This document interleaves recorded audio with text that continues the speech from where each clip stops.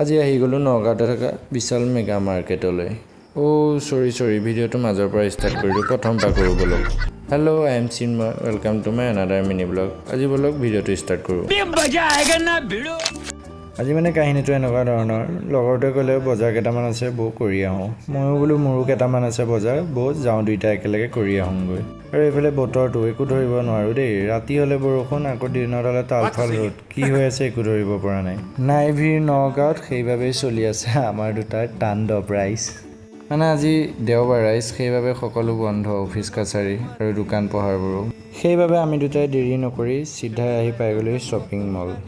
দৰ্জাখন খুলি আহি এচি হাৱাটো লৈ চিধাই দেখোহি ছোৱালী মানুহৰ কাপোৰবোৰ। বৰ্তমান টাইমত মানে ছোৱালীবোৰ ল'ৰাতকৈ অলপ ওপৰত আছে ন। আৰু মই মললৈ আহিম, পাৰফিউমৰ ছেগমেণ্টত নাহিম, সেইটো হ'ব পাৰে জানো। আৰু মিৰৰ চেল্ফিটো, এইটো ক'বই নালাগে, এইটো নল'লে নহ'বই।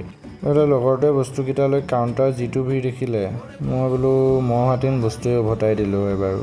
যি নহওক, মই এইফালে আহি পাই গ'লোহি বৰ বজাৰ।